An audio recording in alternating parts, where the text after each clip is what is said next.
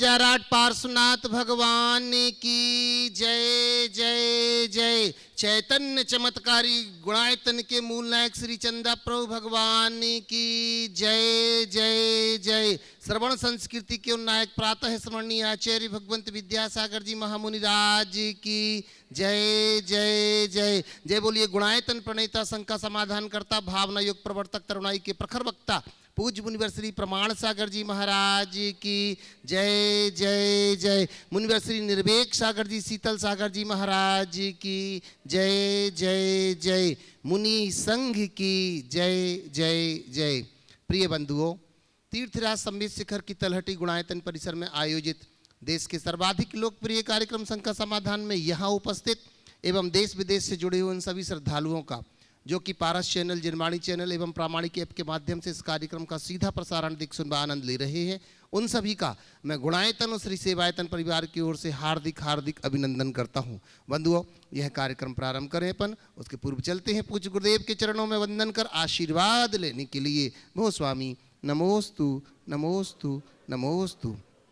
बंधुओं, हमें बड़ी प्रसन्नता है जब गुणायतन ने आवाहन किया और पूज्य गुरुदेव ने आशीर्वाद दिया तो लोगों ने अपना मन बना लिया है गुणायतन से जुड़ने का। अनेक लोग जुड़ते जा रहे हैं और यही कड़ी एक दिन देखना आप कि आने वाले 2024 में एक ऐसा समय लेकर के आएगी जब विश्व का सबसे महत्वपूर्ण पंचकल्याणक प्रतिष्ठा यहाँ होगी और एक ऐसा आयाम यहाँ देखने को मिलेगा जो भूतो न भविष्यति। बंधुओं, आज हमारे बीच में जिन्होंने स्वर्ण दान के रूप में यहाँ पर समर्पित किया है अपनी धनराशि, ऐसे मैं निवेदन कर रहा हूँ श्रीमती मंजू जी, अनिल जी बाफना, हितैषी चंद्रेश जी, पूजा प्रमित जी जैन रतलाम से जिनके निमित्त यहाँ पर पहुँचे हैं, हमारे बीच में यहाँ उपस्थित हैं। गौतम जी प्रमित जी जैन यहाँ पर उपस्थित है। मैं निवेदन करता हूँ एक बार मंच के ऊपर आए और जोरदार ताली बजा करके हम इनका अभिनंदन करते हैं। और इनका अभिनंदन करने के लिए मैं आवाज़ दे रहा हूँ हमारे बीच में उपस्थित, मैं निवेदन करता हूँ हमारे गुणायतन के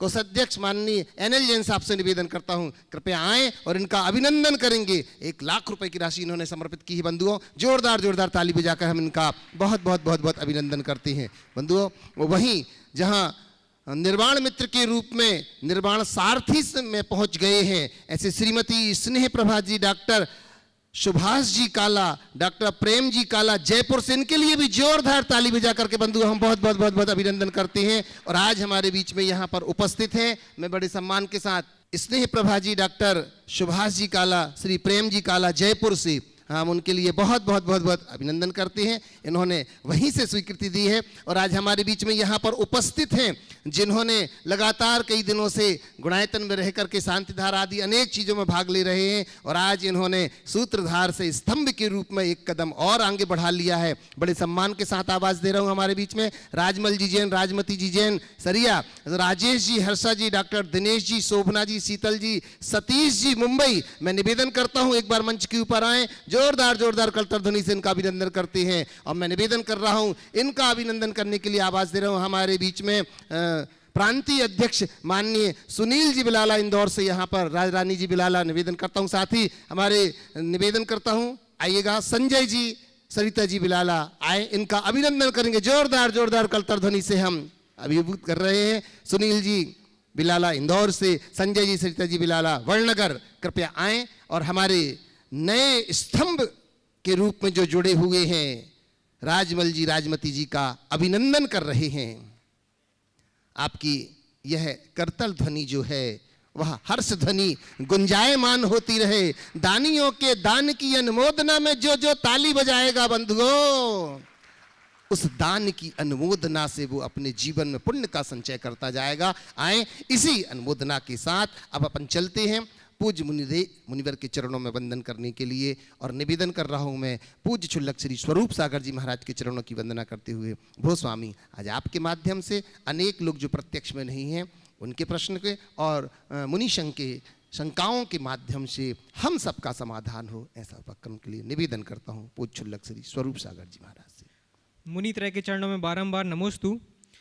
प्रथम ऑनलाइन प्रश्न के रूप में प्रकाश जी जैन पाटनी, उपाध्यक्ष दिगंबर जैन महासमिति अजमेर से पूछ रहे हैं महाराज श्री कि हम ऐसे वक्त में जी रहे हैं जहां पर लोगों को नज़रिया ही बदल गया है। हम ड्रामा या सीरियल देखते हैं तो रोने लगते हैं, जबकि हकीकत में कोई रोता है तो कहते हैं कि यह सब ड्रामा है। तो गुरुदेव, हमारे नज़रिए में यह परिवर्तन कब और कैसे आया और हम इसे कैसे बदलें? बहुत अच्छी बात है। हम ड्रामा देखते हैं, सीरियल देखते हैं तो रोने लगते हैं, और हकीकत में कोई रोता दिखता है तो कहते हैं ये सब ड्रामा है। दरअसल इसकी वजह को समझना चाहिए। हम कब रोते हैं? जब हमारी संवेदनाएं जुड़ती हैं, भले ही वो ड्रामा हो या सीरियल। जब हमारी संवेदनाएं और भावनाएं जुड़ती है तो हम रो जाते हैं, सहज हमारे आंसू प्रकट हो जाते हैं। लेकिन जब हकीकत में कोई रो रहा हो और हमारा मन उनके प्रति संवेदना से रहित है तो हमें वो ड्रामा दिखेगा। और यदि हमारे हृदय में उनके प्रति संवेदना होगी तो वास्तविकता दिखेगी। आज के इस बदलते हुए दौर में यदि सबसे अधिक कुछ बदला है, प्रभावित हुआ है, तो वह है मनुष्य की संवेदना। संवेदनाएं दिनों दिन छीन हुई, बड़ी ज़्यादा मोथली होते जा रही है। ऐसी छीन होती संवेदना ने मनुष्य को एक प्रकार से आत्म केंद्रित बना दिया, उसे बड़ा निष्ठुर और निर्मम बना दिया।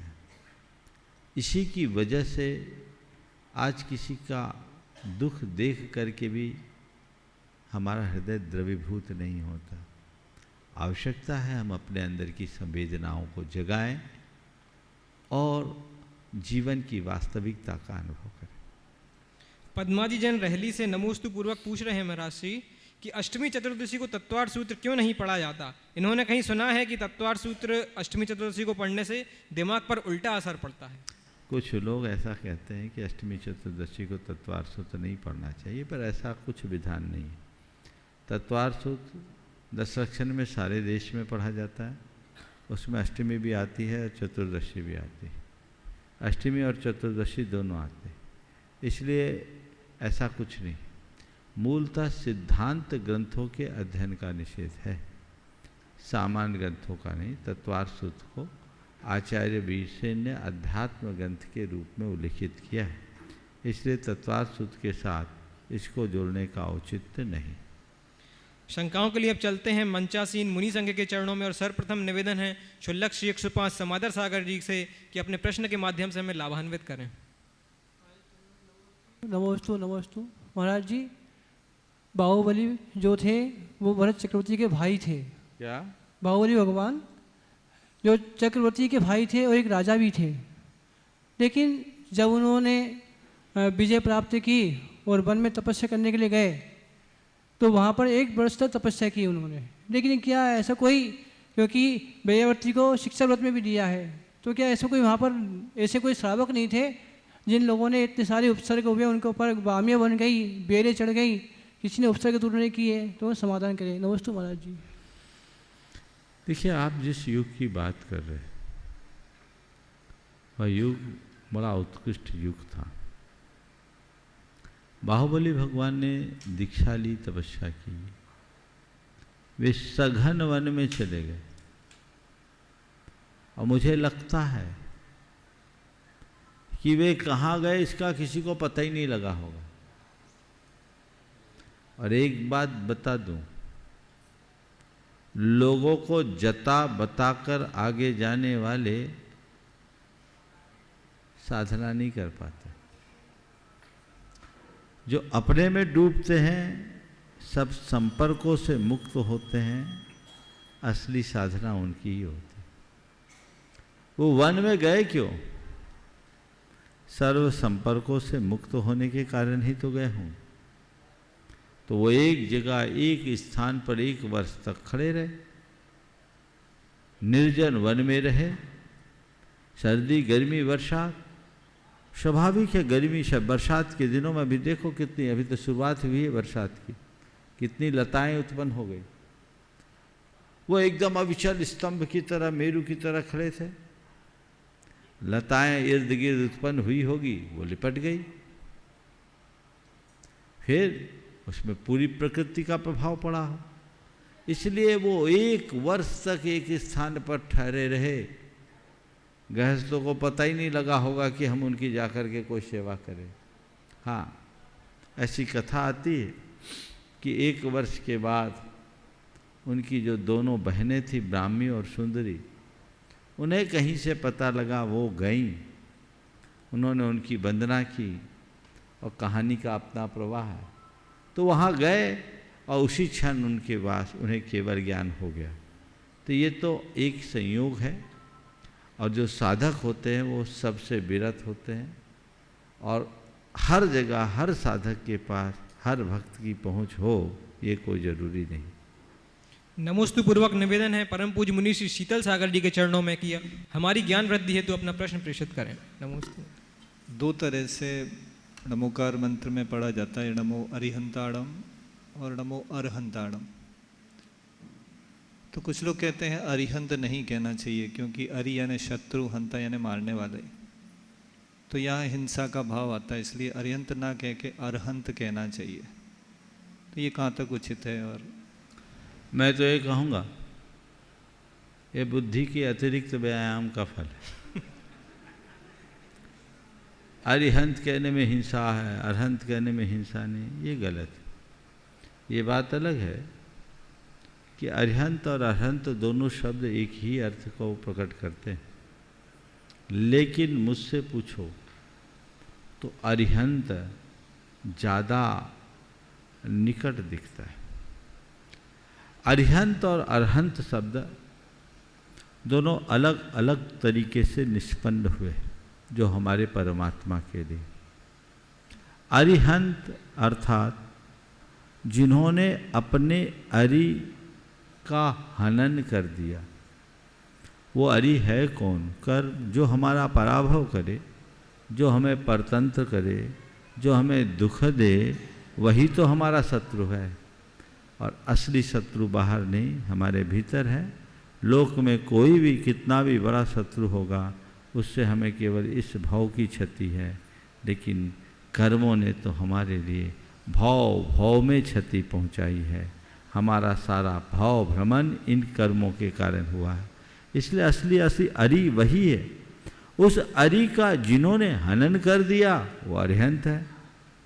और जब अरहंत शब्द की बात करते हैं तो अर्ह पूजायाम, जिन्होंने अपनी आध्यात्मिक पवित्रता के बल पर जगत पूज्यता को प्राप्त कर लिया, वो अरहंत है। तो वो उनकी जगत पूज्यता है। वो जगत पूज्यता प्रकट कब हुई? जब आध्यात्मिक पवित्रता प्रकट हुई। और आध्यात्मिक पवित्रता प्रकट कैसे हुई? जब उन्होंने अपने अंदर के दोषों दुर्बलताओं को दूर किया जो हमारे असली शत्रु। एक बार मुझसे किसी ने सवाल किया, मैं गीता पर प्रवचन कर रहा था, तो उसी क्रम में किसी ने पूछा कि महाराज श्री, आप श्री कृष्ण की गीता और भगवान महावीर की अहिंसा दोनों को किस अर्थ में देखते हैं? मैंने कहा मुझसे पूछो, और मैं गीता को जिस अर्थ में देखता हूँ उस अर्थ में देखो, तो चाहे श्री कृष्ण की गीता हो या भगवान महावीर की अहिंसा, दोनों में बात एक ही। उन्हें बड़ा आश्चर्य हुआ। उन्होंने कहा गीता में तो युद्ध की बात है और भगवान महावीर ने तो सदैव अहिंसा की बात की, दोनों में समानता कैसे? मैंने कहा बिल्कुल, मैं अपनी बात पर कायम हूँ और मैं कह रहा हूँ दोनों की बातों में समानता है। कैसे? तो मैंने कहा श्री कृष्ण कहते युद्धस्व और भगवान महावीर कहते अरिहंत बनो। बात तो एक ही है, लेकिन जब मुझसे पूछो कि युद्ध लड़ना है, किससे लड़ो? तो ये बाहर के किसी शत्रु से लड़ना हो तो भगवान महावीर कहेंगे मुझे ऐसे युद्ध से कोई सरोकार नहीं। और अगर अपने भीतरी शत्रुओं से लड़ना है तो मैं उस युद्ध को लड़ने के लिए कहूँगा। और सच्चे अर्थों में देखा जाए तो हमारे भीतर ही अर्जुन है, भीम है, नकुल है, सहदेव है, युधिष्ठिर है, श्री कृष्ण भी हमारे भीतर है। तो दुर्योधन, दुशासन और कर्ण जैसे लोग भी हमारे ही भीतर है। ये हमारे भीतर की वृत्ति है। हम लोग गीता के एक अर्थ को लेते जो बाहर के युद्ध के रूप में दिखता है, पर मुझे लगता असल युद्ध तो भीतर का है, जो हमें विजय की प्रेरणा देता है। अपने दोषों और दुर्बलताओं से लड़ो, उन्हें दूर करो। तो इस अर्थ में देखो तो चाहे गीता की बात हो या आगम की बात हो, बात एक है। अरिहंत बनो, युद्धस्व, दोनों में कोई अंतर नहीं। नमोस्तु पूर्वक निवेदन परम पूज्य मुनि श्री निर्वेक सागर जी के चरणों में कि अपने प्रश्न के माध्यम से हमें भी बोधि की प्राप्ति कराएं। ओ मुनि श्री को नमोस्तु करते हुए, निश्चित ही संसारी जीव के जीवन में घटने वाली एक अनिवार्य घटना है, वह है मृत्यु। और आप कहते हैं मरना सबको एक दिन अपनी अपनी बार। जब ये अनिवार्य घटना है ही, तो कुछ छोटे छोटे उत्तर सबका आप एक साथ दे देंगे। कि पहला प्रश्न ये है कि जब मरना अनिवार्य घटना है तो संसारी प्राणी इससे डरता क्यों है। दूसरा प्रश्न ये है कि कुछ लोग कहते हैं कि जब प्राण निकलते हैं तो बहुत कष्ट होता है, इसकी सत्यता कितनी है। और तीसरा यह है कि कथानक में सुनते हैं कि जब कोई मरता है तो यमराज लेने आता है। एक दृष्टांत आपने एक, तो यमराज वास्तव में आता जाता है कि नहीं, क्या है। और एक प्रश्न ये है, अकाल मरण होने पर कुछ लोग कहते हैं आत्मा भटकती रहती है, एक्सीडेंट वगैरह हो गया। इन सब की सत्यता का रहस्य क्या है, कृपया बताएं। बहुत अच्छा सवाल पूछा है। आपके 4 सवाल हैं और चारों का क्रम से मैं उत्तर देता हूँ। मरना सबको एक दिन अपनी अपनी बार, ये यथार्थ है, सब जानते हैं। फिर भी आपने पूछा है लोग डरते क्यों हो, मरने से डरते क्यों हो। केवल इसलिए क्योंकि लोगों को अपने जीवन से ज़्यादा मोह है। जीवन के प्रति जो उत्पन्न मोह है वही हमें मरने से डराता है। जीवन के यथार्थ को जानने नहीं देता, स्वीकारने नहीं देता। हम कहते तो है मरना सबको एक दिन, पर मन कहता है अभी मेरी अब बारी नहीं है, अभी तो दुनिया के और लोगों की बारी है, मेरी बारी तो तब आएगी जब और लोग मर जाएंगे, यानी सारी दुनिया के मरने के बाद मैं मरूँगा। आदमी आखिरी तक अपने आप को अमर बनाए रखने की कोशिश करता है। जीवन के प्रति उत्पन्न व्यामोहों के कारण मनुष्य मरने से डरता है। आपका दूसरा सवाल, मरने के बाद क्या था? आत्मा भटकती है, अकाल मरण। अकाल मरण तो चौथा था आपका, यमराज चौथा था। अकाल मरने के सब प्राण निकलते समय कष्ट क्यों होते हैं? देखिए, प्राणों के निकलने में कष्ट होता है ऐसी बात नहीं, पर किसी के प्राण निकलते देख लोगों को कष्ट जरूर होता है। प्राण तो एक क्षण में निकल जाते हैं। कोई जरूरी नहीं कि जिसके प्राण निकले वो कष्ट के साथ ही निकले। कई तो ऐसे होते हैं बैठे बैठे ही चले जाते हैं बिना कष्ट के। और अभी कोविड के बाद तो कई ऐसे प्रकरण आए, बात करते करते ही चले गए, क्रिकेट खेलते ही खेलते चले गए, जिम करते ही करते चले गए, गाड़ी में किक मारते ही मारते चले गए। और एक भाई तो ऐसा हुआ अपना बाउचर काटते ही काटते चला गया दुकान में। कहाँ कष्ट? प्राण निकलने पर कष्ट हो ये कोई जरूरी नहीं, पर किसी के प्राण निकलते देखे तो कष्ट जरूर होता है, क्योंकि प्राण सबको प्यारे लगते हैं। प्राण हमारा धन है, धन से भी बड़ा है, सब कुछ है। तो जब किसी के पास थोड़ा धन होता है, वो अगर छूटता है तो कष्ट होता है। तो जीवन धन छूटने लगे तो कष्ट की अनुभूति तो होगी ही होगी। आपका तीसरा प्रश्न, क्या मरने के बाद ये आत्मा यमराज लेने आता है मरने के समय? जैन धर्म के अनुसार ऐसी कोई अवधारणा नहीं। जीवन और मृत्यु का बड़ा वैज्ञानिक संबंध है। हम जीते हैं जब तक हमारी आयु है। आयु एक कर्म है, वो कर्म जब तक है तब तक हम जीवित रहेंगे, और आयु का क्षय हो जाने पर हम मरते। आयु क्षये न मरणम। जब तक हमारी आयु है हमको कोई हिला नहीं सकता, और आयु पूरी होने के बाद कोई जिला नहीं सकता। ये अकाट्य सत्य है। दिए में जब तक तेल है बाती जलेगी, तेल खत्म हुआ बाती दिया बुझ जाएगा। और दिए के साथ और आयु के साथ इतना अंतर है कि हवा के झोंके से बाती बुझ जाए पर तेल बचा हो, लेकिन आयु कर्म के साथ ऐसा नहीं है। जब तक आयु कर्म का एक कण भी हो जीवन दीप जलता रहेगा। हाँ, अंतर ये होता है कि ये दिया समय पर भी बुझता है, असमय में भी बुझ सकता है। ये तेल है, तेल जलेगा, अगर सही तरीके से जल रहा है तो अपनी पूरी आयु हम जिएंगे, और अगर गलत तरीके से तेल का प्रवाह निकला तो हम अल्प समय में भी अपनी आयु को पूरी कर सकते हैं। समझने के लिए आप लोग गैस जलाते हो, एक टंकी में 15.5 किलो गैस होती है, लगभग 20-25 दिन तो चलती होगी, 1 महीना चलती। अगर उसका बर्नर लीक करने लगे तो हाँ, और टंकी बस्ट हो जाए तो गैस जलेगी कि नहीं? जो गैस 1 महीने चलने वाली थी वो गैस 1 मिनट में भी खत्म हो सकती है। जो व्यक्ति 100 वर्ष जीने की योग्यता लेकर आया था वो 10 मिनट में भी मर सकता है। पर वो क्या करेगा? उसकी पूरी 100 वर्ष की आयु उसी 10 मिनट में स्वाहा हो जाएगी। एक जो मान्यता है, खासकर वैदिक मान्यता में ऐसी अवधारणा है कि किसी की अकाल मृत्यु हुई तो बची हुई आयु पर्यंत, मान लीजिए किसी की 80 साल की उम्र थी, वो 60 वर्ष की उम्र में मर गया, तो 20 वर्ष तक बिना शरीर के वो प्रेत योनि में भटकेगा। जैन धर्म में ऐसी मान्यता नहीं।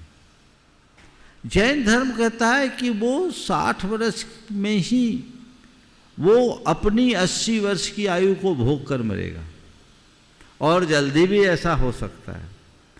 आयु को भोग करके मरेगा, जब तक आयु का सद्भाव है वो मर नहीं सकता, और यहाँ मरेगा नए योनि में जाकर नए शरीर की रचना करेगा, नव जीवन धारण करेगा। इसमें कोई परिवर्तन नहीं है। यमराज, यमदूत ये केवल काव्य ख्याति है, ऐसा कोई देवता जैन धर्म के अनुसार मान्य नहीं है। ये सहज प्रक्रिया है जो स्वभाव से चलती है, इधर जन्म इधर मृत्यु, ये प्रक्रिया इस जीव के साथ अनादि से चलते आ रही है और ऐसे ही चलते रहे। प्रत्यक्ष प्रश्नों के माध्यम से कार्यक्रम को गति देंगे ब्रह्मचारी विजय भैया। बंधुओं, शंका समाधान का यह कार्यक्रम प्रत्यक्ष रूप से यहाँ पर प्रारंभ हो, उसके पूर्व ही मैं आवाज़ दे रहा हूँ।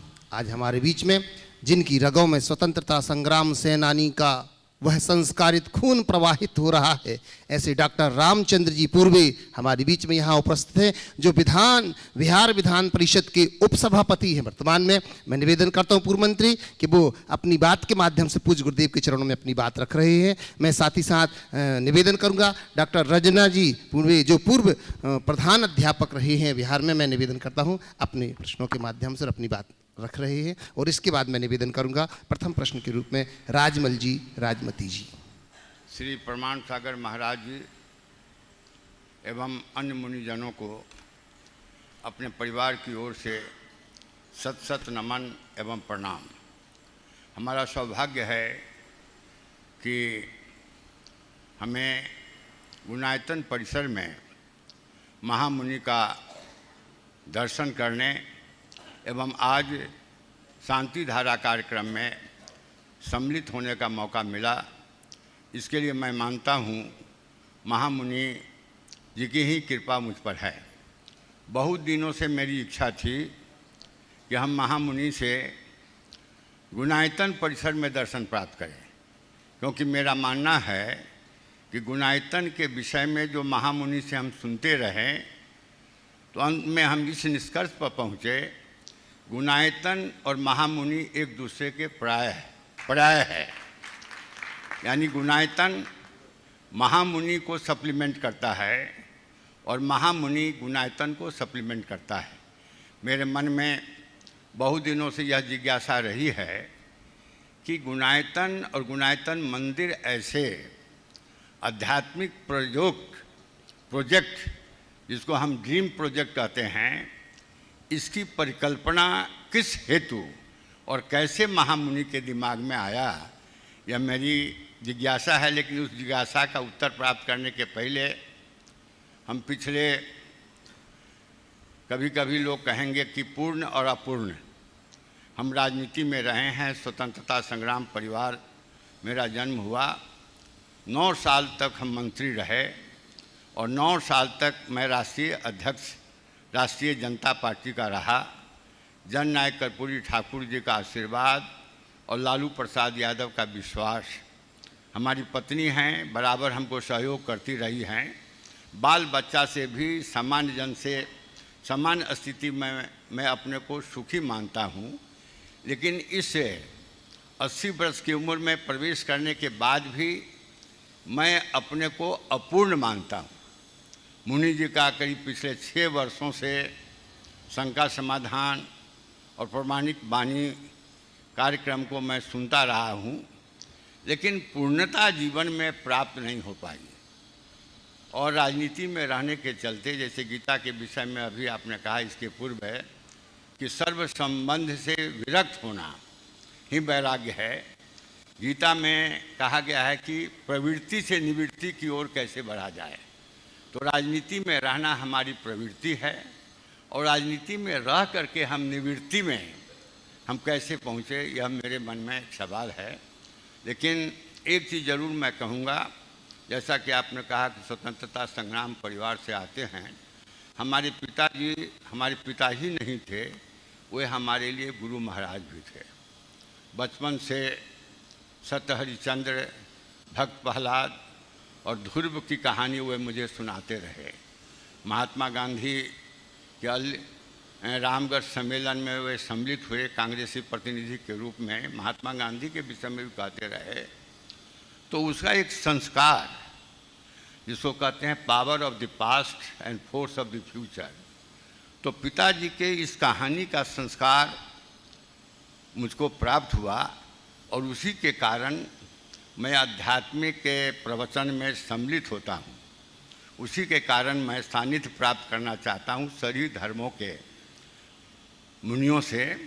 लेकिन आकर्षण पिछले 2-3 दिन पहले हमारा बेटा पूछा, मुनिवर कि हम लोग तो सनातनी हिंदू हैं, लेकिन आपको करीब 10 वर्षों से हम देख रहे हैं कि पहले आप महाप्रज्ञ जी का प्रवचन सुनते थे, बाद में आप माँ श्रवण जी का सुनने लगे, इधर प्रमाण सागर जी का शंका समाधान सुनने के बाद ही आप सोते हैं 11 बजे, और सवेरे भी उनका जो प्रमाणिक वाणी है सुनते हैं। यानी आप में क्या विशेषता लगती है, क्या अलौकिकता रखती है कि आप जैन धर्म के प्रति इतनी गहरी रुचि इनके दर्शन में रखते हैं। तो हमने समझाने का प्रयास किया, जैसा कि आपने कहा कि अपरिग्रह और अहिंसा सभी धर्मों में समान रूप से उसकी व्याख्या है, लेकिन अनेकांतवाद की जो व्याख्या जैन धर्म में है वह हमने कभी भी नहीं देखा। और इस अनेकांतवाद को ऊपरी तौर पर, मोटे तौर पर समझने के बाद मेरे मन में सभी धर्मों के प्रति संभाव पैदा हुआ। यही कारण है कि मैं जैन मुनियों को सुनता हूँ। विनोबा ने भी कहा, विनोबा जी ने भी कहा कि बौद्ध धर्म और जैन धर्म में अंतर, बौद्ध धर्म सरफेस को टच करता है, लेकिन जैन धर्म गहराई तक पहुँचाने का काम करता है और गहराई तक पहुँच करके जीवन को सार्थक बनाना ही जैन धर्म का सिद्धांत है।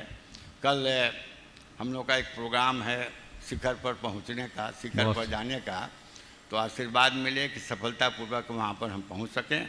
और आपका आशीर्वाद तो हम लोगों को बराबर मिलता रहा है, ताकि जीवन के अंत के पहले पूर्णता का आध्यात्मिक संबोध हम में हो सके। इसी आकांक्षा के साथ पुनः हम आपके चरणों में शीश नवाते हैं, सत सत प्रणाम करते हैं। बहुत बहुत अच्छे उद्गार पूर्वे जी ने अभी आप सबके बीच प्रकट की। मैं कहूँगा कि राजनीति के क्षेत्र में रहने वाले की सोच में यदि अध्यात्म प्रेरित धर्म हो जाए तो पूरे हिंदुस्तान का नक्शा ही बदल जाए। जैसी भावना आपकी है, मैं तो रोज ये भावना भाता हूँ कि राजनीति के क्षेत्र में ही नहीं, जिनके हाथों में सत्ता की बागडोर है, हर किसी की यही भावना होनी चाहिए। हम रोज प्रार्थना करते हैं, धर्मधारी हो नरेशा। जिनके हाथ में सत्ता की डोर है वे सब अध्यात्म प्रेरित धर्म से जुड़े। मैं कोरे धर्म की बात नहीं करता, क्योंकि जब व्यक्ति धर्म से जुड़ता है तो उसका धर्म केवल उसकी अपनी धार्मिक क्रियाओं तक सीमित रहता है और अपने धर्म विशेष के प्रति उसकी कुछ कट्टरता सी आ जाती। लेकिन जब वो अध्यात्म प्रेरित धर्म से जुड़ता है तो उसके हृदय में वैचारिक सहिष्णुता आती है और तभी वह सर्वधर्म संभाव की भावना से ओतप्रोत होता है और न केवल सर्वधर्म संभाव को प्राप्त करता है अपितु सर्वभूतात्म भावना को ही अपना धर्म बना लेता है। रामचंद्र जी के अंदर ये भाव पूरी तरह लक्षित होते हैं। मेरा ये आशीर्वाद है कि ये भाव और आगे तक बढ़ते रहे। आपके दो सवाल और एक जिज्ञासा मेरे सामने है। आपने पहला सवाल किया कि जीवन में अपूर्णता की अनुभूति होती है और राजनीति की प्रवृत्ति में रहते हुए निर्वृत्ति की ओर कैसे बढ़े। मैं आपसे कहूँगा, ये संसार है और संसार रिक्तता की पर्याय है। संसार में कोई पूर्ण हो ही नहीं सकता। अपूर्णता संसार की परिणति है। किसी न किसी रूप में अपूर्णता तो होगी ही, सब में रहती है। पूर्ण इस लोक में यदि कोई है तो केवल भगवान है। इसलिए हम अपूर्ण हैं, इसके लिए हमें कोई दुख नहीं करना, पर हम पूर्णता के मार्ग पर चल सकते हैं। हमें एक अवसर है, इसकी खुशी का अनुभव करना चाहिए। मैं तो आपसे कहूँगा, आपने अपने जीवन का बहुभाग बहुत अच्छे से व्यतीत किया। ऐसी साधना और ऐसी भावना भाव कि जीवन का पूर्ण फल प्राप्त कर सके। और उसके लिए यद्यपि आपको हो सकता है थोड़ा असहज लगे या अटपटा भी लगे, लेकिन एक ही भाव रखो, मेरा अंत भगवान का नाम जपते हुए गुरु चरणों में हो, अस्पताल में ना। वही हमें पूर्णता प्रदान करेगा। जो अंतिम क्षणों तक इस स्मरण से जुड़ा रहता है, उसका अपूर्ण जीवन पूर्ण बन जाता है। वही लक्ष्य हमें रखना है। इसलिए हम लोग कहते हैं, दिन रात मेरे स्वामी मैं भाव ना ये भाऊं, देहांत के समय में तुमको न भूल जाऊं। बस ये स्मरण आप बार बार करिए तो यह आपकी अपूर्णता को पूर्णता की ओर बढ़ाएगी। दूसरी बात, राजनीति में रहते हुए निर्वृत्ति से कैसे जिए। बस मैं एक बात कहता हूँ, दो तरह से लोग राजनीति के क्षेत्र में आते हैं। आजकल ज़्यादातर लोगों में दिखता है जो राजनीति को एक पेशा मानकर करते हैं। और मैं आपसे कहूँगा, राजनीति को पेशा मानने की जगह राजनीति को कर्तव्य मान करके करने लगो, प्रवृत्ति में भी निर्वृत्ति होगी। मुझे अनुकूलता मिली है, मेरे साथ ऐसी व्यवस्थाएं हैं कि मैं इस क्षेत्र में आगे बढ़ा हूँ, मुझे जनता का प्रतिनिधित्व करने का सुअवसर मिला है, तो ये समझ लो प्रकृति ने मुझे एक मौका दिया है जन सेवा करने का। ये मेरा कर्तव्य है, ये मेरा दायित्व है, जिसे मुझे निष्काम वृत्ति से पूरा करना है। यदि ऐसा हो जाए तो वो राजनीति में रहते हुए भी एक संत की तरह स्थापित हो सकता है, और ऐसी भावना सब में होनी चाहिए। अब आपकी मूल भावना कि गुणायतन की परिकल्पना मन में कैसे आई? देखिए, सम्मेद शिखर जी की वंदना के लिए जब मैं 2005 में आया था, मध्य प्रदेश में 22 वर्षों तक रहने के बाद इधर आना हुआ था। मेरी एक ही भावना थी कि मुझे सम्मेद शिखर की वंदना करके इधर से निकल जाना है। लेकिन जब मैंने यहाँ देखा तो मुझे लगा इतना पवित्र तीर्थ स्थल है, हजारों लाखों लोग यहाँ आते हैं, तो यहाँ कुछ ऐसा कार्य हो जो पूरे समाज का गुणात्मक परिवर्तन कर सके। यहाँ आकर के लोग केवल पूजा पाठ तक सीमित न रहे, यहाँ आए हैं तो कुछ ऐसा घटित हो जो उनके जीवन में आमूल चूल परिवर्तन ला सके। तो मैंने सोचा आज के समय में, आज की पीढ़ी को हम धर्म की बातें सीधे सीधे कहते हैं तो उन्हें कम हजम होता। आज का युग टेक्नोलॉजी का युग है, तो हमें टेक्नोलॉजी का प्रयोग करके धर्म और अध्यात्म की बात परोसना चाहिए। बस उसी भावना और प्रेरणा की अभिव्यक्ति है गुणायतन। और तब हमने सोचना शुरू किया। 2007 से ये विचार मन में आया, 2006 में ये विचार मन में आया, 7 से प्रक्रिया शुरू हुई, 8 में इसकी शुरुआत हुई, और इस बीच ये रूप बढ़ते बढ़ते आज इतना बृहद रूप बन रहा है, जो मुझे लगता है कि ये गुणायतन एक ऐसा प्रतिनिधि संगठन के रूप में विकसित होगा जो पूरे समाज के गुणात्मक परिवर्तन का आधार बनेगा। यहाँ पर आपने तो देखा ही होगा, और अभी बहुत सारी चीज़ें हैं जो शायद आपने नहीं देखी। ऐसी व्यवस्था कीजिए सुभाष जी कि इनको और जो अंतरंग चीज़ें हैं वो ज़रूर दिखाया जाए। ये पटना में मिले थे, उसके बाद यहाँ आना हुआ। वो आज की टेक्नोलॉजी के आधार पर जहाँ एक सोरिंग राइट का निर्माण होने जा रहा है, उसकी एक झलक आज शंका समाधान के बाद तो यहाँ दिखाई दें, जिसका नाम है समोशरण दर्शन, सीधे परमात्मा के साक्षात्कार का एहसास। और दूसरा यात्रा आत्मा से परमात्मा की, जहाँ व्यक्ति चतुर्गति भ्रमण से लेकर मोक्ष गमन तक की पूरी कहानी जान सकेगा। व्यक्ति को समझ में आएगा कि मेरे जीवन की भूल क्या है, मैं क्या हूँ, कैसा हूँ, मुझे कैसा रहना चाहिए। ये सब बातें व्यक्ति को ऐसा दिखेगा जैसे उसके साथ घटित हो रहा है। एक बहुत बड़ा ट्रांसफॉर्मेशन होगा, मुझे पूर्ण विश्वास है। और आने वाले दिनों में मुझे पूरा भरोसा है कि अभी सम्मेद शिखर को लोग केवल एक जैन तीर्थ के रूप में देखते हैं। आने वाले समय में चाहे वो जैन हो या अजैन, दुनिया के कोने कोने से लोग आएंगे और एक बड़े ट्रांसफॉर्मेशन सेंटर के रूप में देखेंगे। गुणायतन उनके पहचान का आधार होगा। ये चीज़ें हैं, और अब ज़्यादा समय नहीं है, जल्दी वो आकार लेने वाला है। कल आप वंदना के लिए जाएंगे, मेरा बहुत बहुत आशीर्वाद है। ये आपकी वंदना आपके जीवन की एक श्रेष्ठ उपलब्धि के रूप में बदले। दूर रह करके ऐसी भावना लेकर आप आए हैं, आपकी भावना फलवती हो। इस पर्वत की अपार महिमा है। हमारे 24 में से 20 तीर्थंकरों की निर्वाण स्थली है। हमारे यहाँ इसके कण कण को पूज्य और पवित्र माना जाता है, और उनमें ऐसा कहा जाता है, एक बार बंदे जो कोई ताहि नरक पशु गति नहीं होई।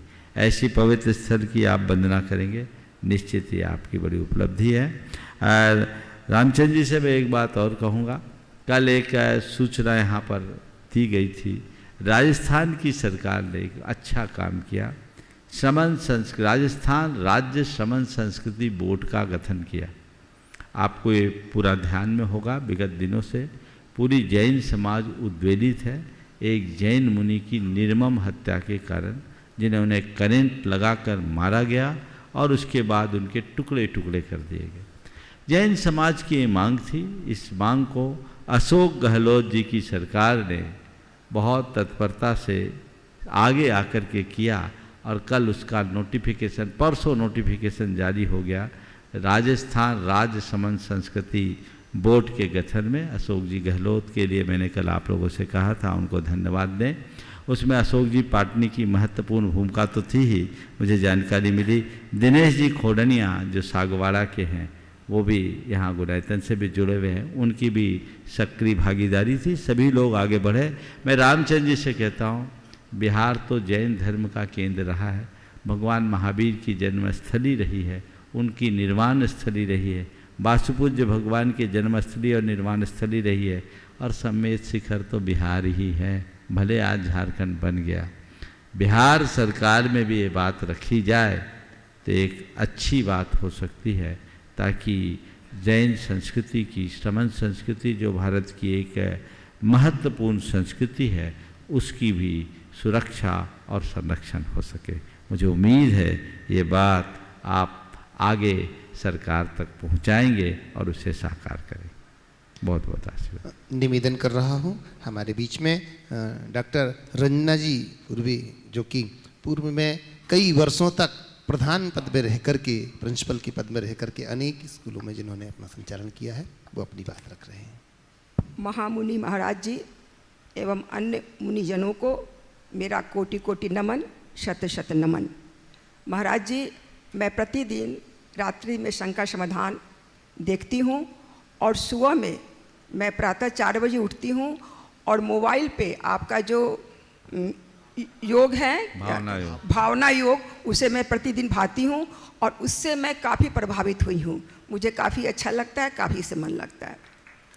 मुझे जी, मेरे मन में एक प्रश्न उठ रहा है कि मैं आध्यात्मिक शक्ति कैसे प्राप्त करूं और मेरी मन को शांति कैसे मिले। बहुत अच्छा भाव है, आध्यात्मिक शक्ति कैसे प्राप्त करूं, मन की शांति कैसे मिले। मैं तो आपसे कह रहा हूं, आप भावना योग कर रहे हैं, आपने अनुभव किया होगा, मन में शांति भी बढ़ी होगी और आपकी आध्यात्मिक शक्ति का भी विकास हो रहा होगा। उत्तरोत्तर करते जाइए, धीरे धीरे गुणात्मक विकास अपने आप होगा। मुनि जी, कुछ दिनों तक तो ठीक रहता है, लेकिन कभी कभी एकाएक काफ़ी गुस्सा आ जाता है। इस पर कैसे मैं कंट्रोल कर सकूं? बस जब जब गुस्सा आए, मुझे शांत रहना है, ये याद करना होगा। क्योंकि ये संस्कार है, ये गुस्सा अबुद्धिपूर्वक आता है। तो जो अबुद्धिपूर्वक आता है वो गहरे संस्कार हमारे सबकॉन्शियस माइंड पर उसके जमे हुए प्रभाव को दिखाता है। यदि हम उसके प्रति जागरूक होंगे तभी उसका निवारण हो सकेगा। हालांकि गुस्सा आने पर यदि यह एहसास भर हो जाए कि मुझे गुस्सा आया है, तो ये भी सुधार के संकेत है, पर हमें वहाँ ठहरना नहीं है, इसे भी सुधारना है। निवेदन कर रहा हूँ राजमल जी, राजमती जी शरीय से, और इसी के बाद प्रश्नकर्ता के रूप में तैयार रहेंगे आनंद जी, अहमेंद्र जी, महेश जी, संयम जी, अपने पूरे परिवार के साथ। प्रणेता से प्रमाण सागर जी महाराज को नमस्तु और सभी शुल्लक जी को इच्छा में। महाराज जी, मेरा ये प्रश्न है कि ये महावीर भगवान के बाद में 3 अनुबद्ध केवली हुए और वो उसके बाद में वो पंचम काल, चतुर्थ काल में जन्म लिया था, पंचम काल में मोक्ष गए। उसके बाद में कौन मोक्ष गया? क्योंकि शुद्ध केवली जो हुए हैं वो कौन सी स्थिति में है आज के दिन? देखिए, अंतिम केवली के रूप में श्रीधर केवली के मोक्ष जाने का विधान मिलता है, जो बड़े बाबा कुंडलपुर कुंडलगिरी से मोक्ष गए। शुद्ध केवलियों के किसी के मोक्ष जाने का स्पष्ट उल्लेख देखने में नहीं मिला। इसका मतलब अनुबद्ध केवली 4 हो गए 3 की जगह? नहीं, अनुबद्ध नहीं थे, अननुबद्ध थे। 3 के बाद कुछ गैप हुआ। अनुबद्ध वे कहलाते कि एक को निर्वाण हुआ, दूसरे को केवल ज्ञान हुआ। तो भगवान महावीर के बाद 3 परमात्मा ऐसे हुए, गौतम स्वामी, फिर सुधर्माचार्य और जम्भू स्वामी। इन तीनों को एक के निर्वाण के दिन केवल ज्ञान हुआ, लेकिन जम्बू स्वामी के एक लंबे अंतराल के बाद श्रीधर केवली को मोक्ष। तो उनका भी जन्म सब चतुर्थ काल में। धन्यवाद। निवेदन कर रहा हूँ आनंद जी, मंजू जी, अहमद जी, रजनी जी, महेश जी, नीता जी, संयम, एक मिनट, राजमती जी, चक्रेश, सुशीला जी। पूज्य गुरुदेव के चरणों में मेरा बारंबार नमस्तु नमस्तु नमस्तु।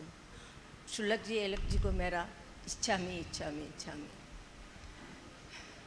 मेरा जिज्ञासा है कि कि सम्यक दृष्टि जीव को भय नहीं होता। सही है। हम स्वाध्याय करते हैं, अपने देव शास्त्र पर पूरी श्रद्धा रखते हैं, भय कम हो रहा है, लेकिन फिर भी मन विचलित क्यों होता है? बहुत अच्छा, आपके बहुत अच्छा सवाल है कि सम्यक दृष्टि को भय नहीं होता। बिल्कुल सही है, पर महाराज हम लोगों को तो भय होता है, पर सम्यक दृष्टि है कि नहीं, मन में संशय आ गया, यही डर आ गया कि कहीं हम मिथ्या दृष्टि तो नहीं। देखिए, सम्यक दृष्टि की दो स्तर, एक प्रवृत्ति में जीने वाले और एक निर्वृत्ति में जीने वाले, एक सराग और दूसरे बीतराग। जो बीतराग होते हैं वो पूरी तरह निर्भय होते हैं, लेकिन जो प्रवृत्ति में जीने वाले हैं, जो राग सहित हैं, गृहस्थ हैं, आम लोग हैं, उनमें भय होता है, पर वो भयातुर नहीं होते। भय एक स्वाभाविक प्रक्रिया है। हम सड़क पर चल रहे हैं, गाड़ी सामने से आ रही है तो सतर्क हो जाए कहीं कोई एक्सीडेंट ना हो। सीढ़ी से उतर रहे, संभल कर उतरे, ये सतर्कता है। किसी भी प्रकार की वास्तविक या काल्पनिक भयजन्य परिस्थितियों के उत्पन्न होने पर सावधान और सतर्क होने में कोई बुराई नहीं, पर घबराना एक दुर्बलता है। तो डर होना और घबराना, इसमें अंतर है। भय होना और भयातुर होना, इसमें अंतर है। जिसे जीवन की सही समझ आ जाती है वो डरता नहीं है, डरता है, सावधान होता है, पर घबराता नहीं। निवेदन कर रहा हूँ आनंद जी, अहमद जी, महेश जी, संयम, चक्रेश जी का पूरा परिवार, और इसी के बाद मैं निवेदन करूंगा विजय साधना महाराज जी दिल्ली। के श्री चरणों में शत शत नमोस्तु। क्षुल्लक जी, एलक जी के चरणों में इच्छामी। महाराज श्री 24 तीर्थंकरों में सभी ने 4 पुरुषार्थ किए। चूँकि काल के अभाव में अभी 5 बालयती हो गए। मैं ये पूछना चाहता हूँ कि 3 पुरुषार्थ तो आज का मनुष्य कर रहा है, चौथा मोक्ष पुरुषार्थ क्यों गौण कर रहा है?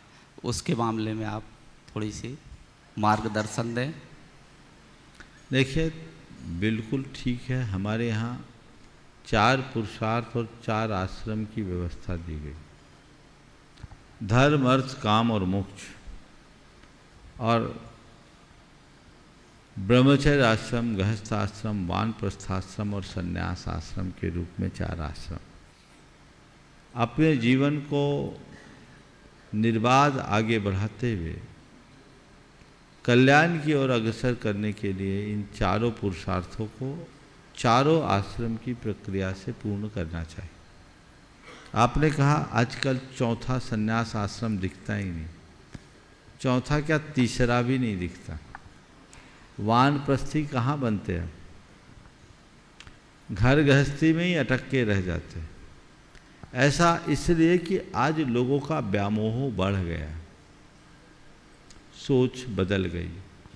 पहले हर व्यक्ति एक ही भाव रखता था कि मनुष्य जीवन मेरे लिए एक अवसर है और मुझे ये जीवन पाकर आत्मकल्याण करना है। अब आज के लोगों को वो भाव देखने में नहीं आता, इसलिए लोग चिपके रहते हैं और घर में अपनी दुर्दशा कराते हुए भी वहीं रहना चाहते, आगे नहीं बढ़ते। हमसे एक बार किसी ने सवाल किया कि महाराज जी, आजकल बुजुर्गों की, बड़े बुजुर्गों की घर में जैसी उपेक्षा होती है, क्या पहले भी ऐसी होती थी?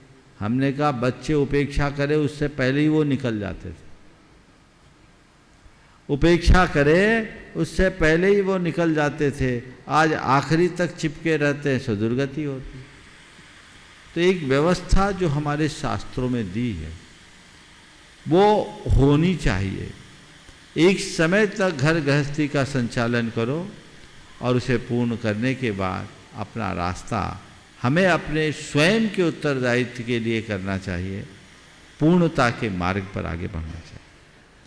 निवेदन कर रहा हूँ विजय साधना जी समाज दिल्ली की से, तरफ से एडवोकेट सुप्रीम कोर्ट, और फिर तैयार निवेदन करूंगा गौतम जी, प्रमित जी जैन। गुरुदेव नमोस्तु। एलग जी छुल्लक जी महाराज के चरणों में इच्छा में। गुरुदेव, एक पुस्तक में पढ़ने में आया था कि प्रतिशोध मन की प्रमुख क्रिया नहीं है। प्रतिशोध मन की प्रमुख क्रिया नहीं है, यह केवल प्रतिक्रिया है। लेकिन गुरुवर, प्रतिशोध की भावना तो मन की ही उपज होती है। बहुत अच्छा। तो इसे कैसे समझा जाए? प्रतिशोध मन की सहज क्रिया नहीं है, ये एक प्रतिक्रिया है। बिल्कुल सही है, क्योंकि सहज में कोई प्रतिशोध नहीं होता, ये प्रतिक्रियात्मक ही परिणति है। हम कब प्रतिशोध की भावना लेते हैं? जब किसी की बात हमें चुभती है, तो जो चुभन हुई उसकी प्रतिक्रिया है। यदि हम क्षमा कर लें तो कोई प्रतिक्रिया नहीं। तो ये प्रतिशोध एक नकारात्मक आवेग है। हमें इससे बचने का सबसे अच्छा रास्ता है वो क्षमा भाव को विकसित करना। लेकिन गुरुदेव, वो तो बहुत मुश्किल है। मुश्किल है, लेकिन रास्ता भी वही है। प्रतिशोध तो एक अग्नि है, एक बार जलती है तो सामने वाले को भस्म कर देती है। एक बात सदैव ध्यान रखना, आग दूसरे को जलाने के लिए जलाई जाती है, पर जलती पहले खुद है। दियासलाई खुद जलती है, जिसके लिए जलाया जाए वो जले भी ना भी जले। इसलिए हमें इस बात को समझना चाहिए, प्रतिरोध और प्रतिशोध ये एक प्रकार की हिंसा है, हमें उससे बचना है। यदि हम आम जीवन में इसे आत्मसात करते हैं तो वह हमारे जीवन के बेहतरी का आधार बन सके। नमोस्तु। निवेदन कर रहा हूँ गौतम जी, प्रतीक जी, और इसी के बाद निवेदन करूंगा प्रशांत जी सिंघई जबलपुर से, जिन्होंने आज प्रथम शांति धारा की। सभी गुरुदेव को नमोस्तु नमोस्तु नमोस्तु। शुल्लक जी को इच्छामी इच्छामी इच्छामी। गुरुदेव, मैं इंदौर में गौतम कुमार जैन राष्ट्रीय स्वयंसेवक संघ के विभिन्न दायित्वों पर रहा हूँ। उसके बाद में विश्व हिंदू परिषद के विभिन्न दायित्वों पर रहता हुआ विश्व हिंदू परिषद की केंद्रीय समिति में भी रहा हूँ। वर्तमान में विश्व हिंदू परिषद का प्रांत का सह कोषाध्यक्ष हूँ। गुरुदेव, ये प्रश्न रतलाम से मेरी ब्यानजी साहब श्रीमती अनिल मंजू जी बाफना जी ने यह जानकारी चाही कि कौन से तीर्थंकर के बाद एक साथ 20 तीर्थंकर का जन्म हुआ। दिगंबर परंपरा के अनुसार भगवान अजित नाथ के काल में 160 तीर्थंकर थे और भरत क्षेत्र में 170 पूरे, वो एक संयोग था। माने उस काल में 20 तीर्थंकर भी थे, ऐसा कह सकते। नमोस्तु नमोस्तु। निवेदन कर रहा हूँ प्रशांत जी सिंघई, फिर तैयार रहेंगे प्रिंसी नवदीप जी जैन दिल्ली से।